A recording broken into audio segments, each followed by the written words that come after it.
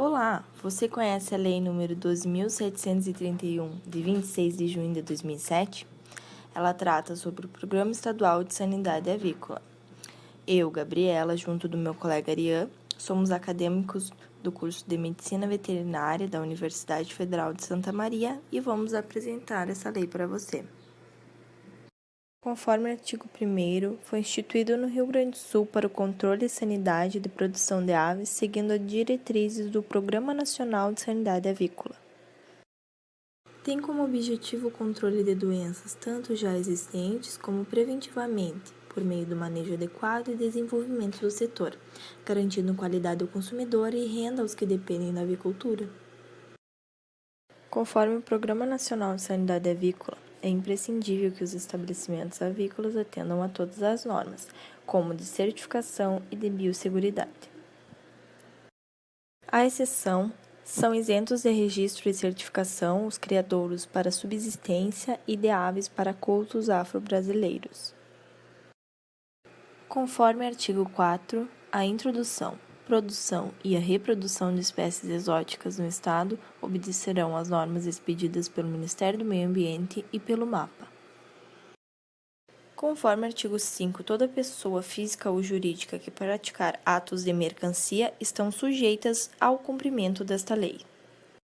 Conforme o artigo 6, é proibido o ingresso no Estado de aves que possam ser portadoras tanto de doenças quanto parasitas que constituam a ameaça ao plantel avícola, bem como aquelas aves que não atendam às exigências da legislação. Conforme o artigo 7º, é proibido o ingresso no Rio Grande do Sul de produtos, subprodutos e resíduos avícolas que possam ocasionar alguma doença para as aves, bem como aqueles que não atendam às necessidades da legislação. Conforme o artigo 8º, toda suspeita de doenças nas aves, cuja notificação seja obrigatória, deve ser realizada imediatamente, bem como a suspensão de qualquer movimentação enquanto as medidas necessárias são tomadas.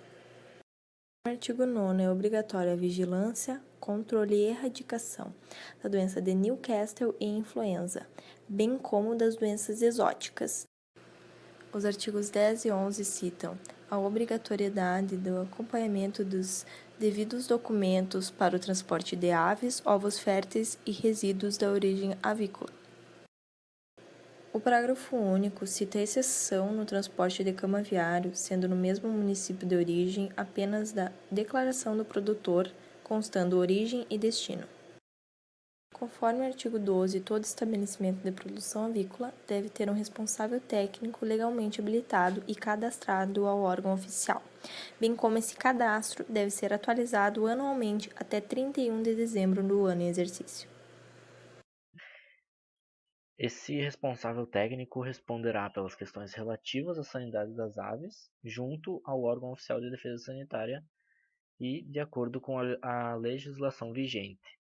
Os estabelecimentos integrados poderão indicar o responsável técnico da integradora, para se responsabilizar pela sanidade da propriedade. No artigo 13, trata sobre os veículos que são destinados ao transporte comercial, seja de aves, ovos férteis, subprodutos ou resíduos de origem avícola. Eles devem ser cadastrados no órgão oficial de defesa sanitária animal. Esse cadastro ele deve ser atualizado anualmente até o dia 31 de dezembro do ano em exercício. Os veículos eles devem ser adequados, lavados e desinfetados de acordo com as normas sanitárias específicas vigentes. E o transporte desses subprodutos deverá ser realizado em veículos protegidos ou fechados. No artigo 14, diz que a venda das aves vivas pelos estabelecimentos comerciais somente vai ser permitida quando eles atenderem às seguintes condições. São elas: eles devem ser cadastrados junto ao órgão oficial de defesa sanitária animal, devem indicar um profissional legalmente habilitado como responsável técnico pela sanidade das aves, atualizar o cadastro anualmente até o dia 31 de dezembro do ano em exercício. Eles devem pedir uma autorização formal para comercialização junto ao órgão oficial de defesa sanitária animal e cumprirem todas as normas indicadas na legislação. As aves de descarte ou produção oriundas de estabelecimentos avícolas ou de reprodução ou de ovos de consumo, deverão ser destinadas unicamente ao abate em estabelecimentos com inspeção veterinária oficial, que deve estar devidamente cadastrado no órgão oficial de defesa sanitária do Estado. É proibida a venda e a transferência de aves de estabelecimentos que não estejam cadastrados ou autorizados pelo órgão oficial de defesa sanitária animal, assim como a venda e a transferência de aves por ambulantes que não estejam também cadastrados ou autorizados pelo órgão oficial de defesa. Para aves com fins comerciais, somente será permitido o uso de produtos veterinários registrados no mapa e conforme a indicação do fabricante e do profissional legalmente habilitado. Para a instalação de um estabelecimento avícola, deve ser observada a localização geográfica adequada, devendo ser respeitadas as distâncias mínimas entre os estabelecimentos avícolas com objetivos diferentes, conforme determina a legislação. Ainda no parágrafo único, diz que em estabelecimentos já existentes, a critério do órgão oficial de defesa sanitária animal, podem ser aceitas alterações nessas distâncias mínimas, na condição de existência de barreiras ou da utilização de manejo e medidas de biosseguridade diferenciadas, que impeçam a introdução e disseminação de agentes de doenças. Então, isso só vai ser aceito após uma avaliação do risco sanitário através do órgão oficial de defesa sanitária animal. Nenhum leilão, feira ou exposição ou qualquer outro evento que tenha uma concentração de aves pode ser realizado sem alvará de autorização expedido pelo órgão oficial de defesa sanitária animal. Os promotores ou responsáveis por esse evento devem pedir um alvará de autorização por escrito ao órgão oficial de defesa sanitária animal com antecedência mínima de 7 dias. Nesse requerimento deve constar a data e o local do evento, uma relação minuciosa das aves que vão participar desse evento com os respectivos estabelecimentos de origem. O descumprimento dessas normas vai impedir a realização do evento sem prejuízo de multa. Os infratores da Lei 12.731 não sofrem prejuízo de responsabilidade penal, mas eles podem sofrer algumas punições. A advertência ocorre quando o infrator for primário e não tiver agido de má-fé. Quando não se encaixar em uma advertência, o infrator recebe multa. O valor da multa vai variar de acordo com o artigo e a infração que ele infringir. Outra punição é a apreensão das aves, quando não apresentar condições sanitárias adequadas ao fim que se destina essa propriedade, ou o abate sanitário quando apresentarem risco iminente de contaminação aos rebanhos existentes no estado. Suspensão da atividade, quando esta causar ameaça ou risco de natureza sanitária, e interdição total ou parcial da propriedade. Essa interdição vai ser quando, através de uma inspeção técnica realizada pela autoridade competente, for constatada a inexistência de condições sanitárias adequadas e, após estabelecido um prazo de adequação ou regularização, não tiver o cumprimento das determinações. Ainda em relação às multas, vão ser multados com igual valor o proprietário do estabelecimento avícola, o proprietário das aves, transportador e condutor do veículo, quando for constatada o não cumprimento dos artigos 6º, 7º, 10º, 11º, 15º e 16º dessa lei.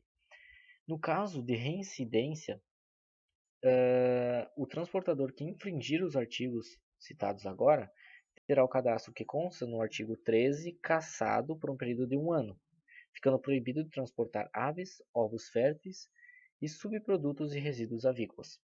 Serão multados com igual valor também o proprietário do estabelecimento avícola e o proprietário das aves quando for constatado o não cumprimento dos artigos 8º, 12º e 18º dessa lei, quando não cumprir as exigências do ato de advertência previstos no inciso 1 desse artigo. Em caso de qualquer nova infração a esta lei, que caracterize a reincidência, as multas serão devidas em dobro.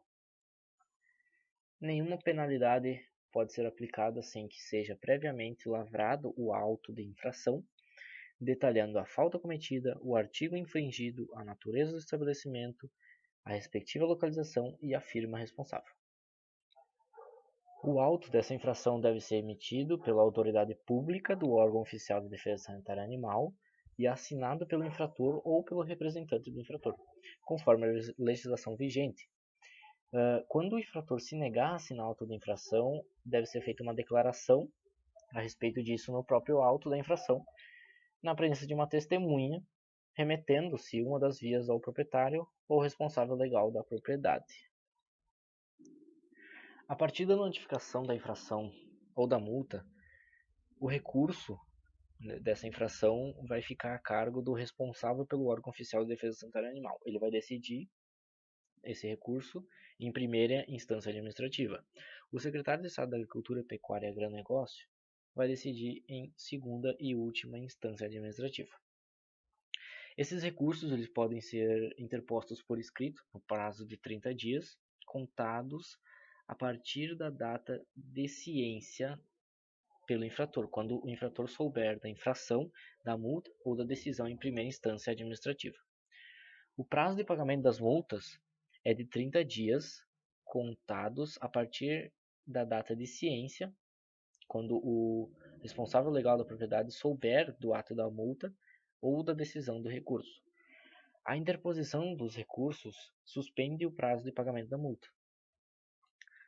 Sem prejuízo de outras penalidades, o não pagamento das multas no prazo previsto implicará na inscrição do infrator em dívida ativa.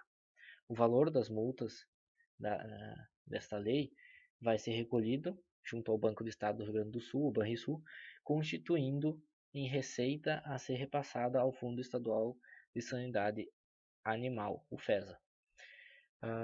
Após a decisão administrativa em primeira instância favorável à manutenção da penalidade, o infrator vai ter um prazo de 30 dias para ou recolher o prazo da multa, quando se tratar de uma multa, e ou cumprir as determinações exigidas, se for o caso.